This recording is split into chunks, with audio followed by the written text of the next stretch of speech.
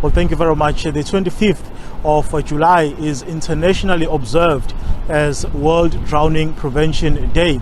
This, according to the World Health Organization, is a serious problem, not only in South Africa, but globally. In South Africa, for instance, an estimated 1,477 people lose their lives due to this phenomenon. And I'm now joined by the family, by the Chetty family, who are going to explain to us how this phenomenon affected them. Mrs. Chetty, thank you very much for your time. I believe that in July this year you lost Hannah, your child. How did it happen? Please take us through that. Good day, everybody. So on the 2nd of July this year, just 3 weeks ago, it was my daughter's birthday, 5 days prior. So we embarked on a little celebration at Durban View Beach, which is just a few hundred meters away from here. After, cutting some cake and things at the park, we decided to take a stroll on the beach. And, it was just after church, so we were just basically in our church clothing and things, dipping our feet in the water as far as ankle deep. And whilst we were in the water, we noticed that the wind started to pick up massively. And as soon as we saw that, we decided, okay, let's head back. As soon as we turned to head back, a massive wave came and hit us. And it took all four of us deep into the water. Thankfully, there was a gentleman right near me. He was a good swimmer and he managed to pull me out. And all I could see was my children were going further and further into the ocean. My husband ran from the top of the pier right down. He ran even faster than the lifeguards and everything, and he managed to pull out my two older children. But unfortunately, he had my third child in his hand when the second massive wave came and hit them. But it took her deep into the ocean.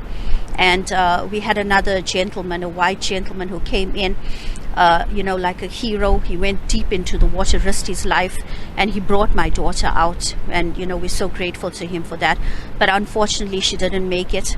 The paramedics and, the sea rescue team, the NSRI had already dispatched their people here, paramedics and medics and things to work on Hannah. They worked on her for over an hour, and it was to no avail.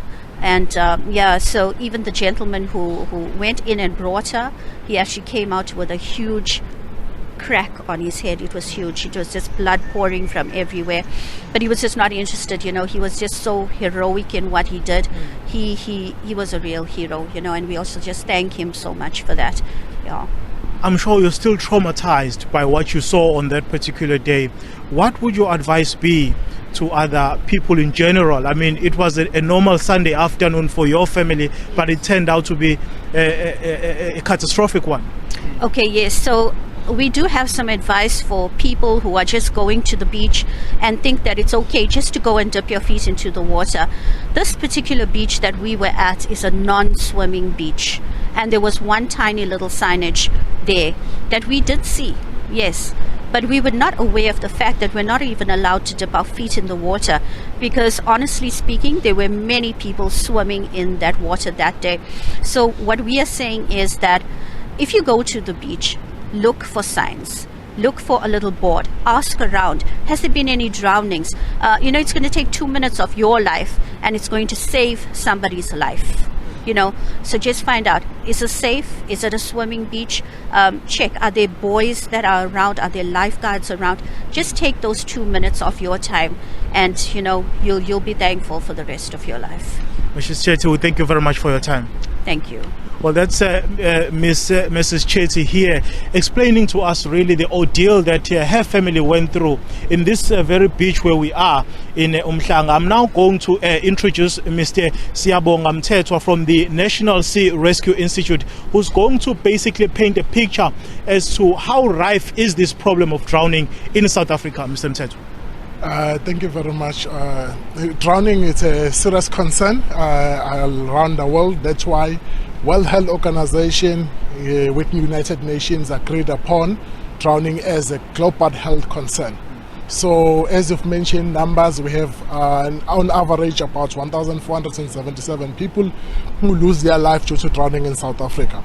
And the most vulnerable group is our under 14s and under 5, which they drown near home or home, river, dams, and so forth. So where do these drownings occur? Is it at the beach or at swimming pools or in rivers? You paint us a picture with regards to that. We have most drownings from fresh water, which could be it could be the river, the dam, could be a pond next to home. Those holes that have been dug by constructors. So that's where most drownings happens rather than at the beach. Let's talk about preventative measures now. As the National Sea Rescue Institute, what are you doing to educate people about this phenomenon in order to avoid these unnecessary deaths? As NSRI, what we do, we have our drowning prevention department, which is more focusing on going out to community. We visit schools, church, all community groups that we might have to teach people how to stay safe near water, what to do in case of emergency, what to do and what not to do when they go near water. And we also have Pink Rescue Boys, which it's an initiative where we plant all these flotation devices where we see people are actually using water, but we don't have a lifeguard or someone who's responsible for that area. Then we plant a Pink Rescue Boy that can be used, which also got some instruction on it that how to use it in case of emergency. For instance, we are at the Umhlanga beach. I see there are rocks here. A few people are actually not inside the water, but just next to the water from where we are. What can people look out for in order to see that a place or a river, or if it's a river or a beach, is safe for swimming purposes? For swimming purposes, what we say to people, first thing first, is to ask yourself, am I safe? Then you will look around. If there is no lifeguard, there might be safety concerns if there is no lifeguard. So looking around those flags, red and yellow flags, which will tell you whether they are lifeguards or they are no lifeguards. The other thing is to look for a flotation device that could be around, something you can use in case of emergency. If it's a river, we go back to the old school where we use a stick to dip in and see if how deep is it, do we have a rock underneath.